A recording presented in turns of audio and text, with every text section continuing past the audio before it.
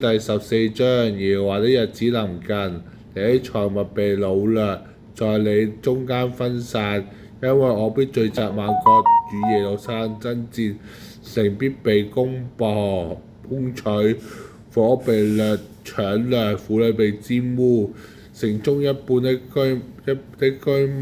民一半被擄去，剩下一半賴在城中，不致剪除。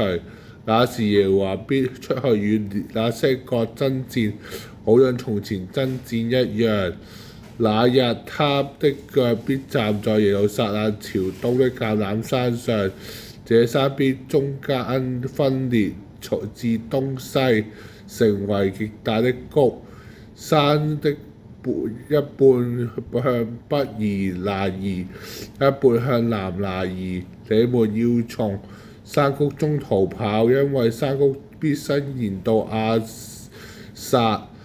你們逃跑必如猶大和烏西亞年間的人逃避大地震一樣。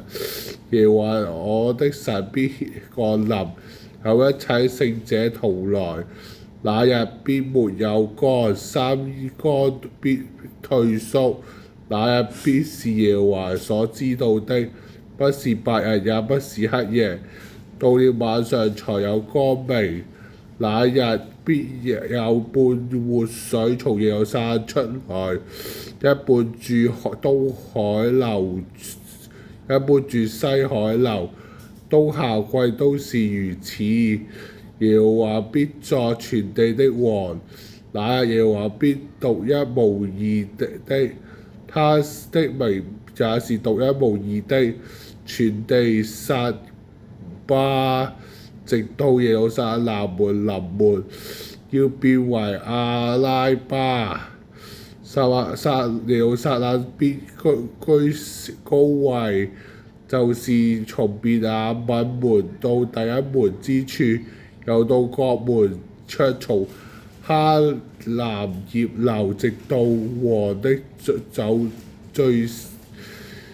酒榨，人必住在其中，不再有咒詛。耶路撒冷的人必安然居住，耶和華必用火攻擊耶路撒冷爭戰的列國的人，必是這樣。他們兩腳站在的時候，肉必消沒，眼眶中流膿，舌在口中潰爛。那日耶和華必使他們大大擾亂，他們個人被抽住，舉起手攻擊。猶大也必在耶路撒冷爭戰。那時四圍各國的財物，就是許多金銀衣服，必被收取。那臨到馬匹、驢子、駱駝、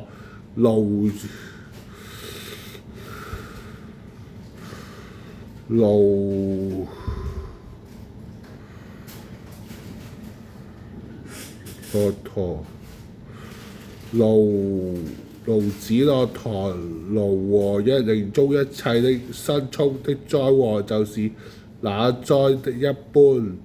所有來攻擊耶路撒冷列國剩餘的人，必連連上來敬拜大君王之萬軍之耶和華，卻守住棚節。地上萬族，凡不上來敬拜大君王萬軍之耶和華的，必無雨降在他們地上。埃及族若不上來，雨也不降在他們的地上。凡不上來守住棚節的列國人，耶和華也必用這災攻擊他們。這是埃及的刑罰，和那不上來守住棚節之國的刑罰。當那日，馬的靈必有歸耶和華為聖的這句話。耶和華的殿內必如祭壇前的碗一樣。凡耶路撒冷和猶大的窩都必歸萬軍之耶和華為聖。凡獻祭的必取這窩煮肉在其中。當那日，萬軍之耶和華必在殿中，必不再有迦南人。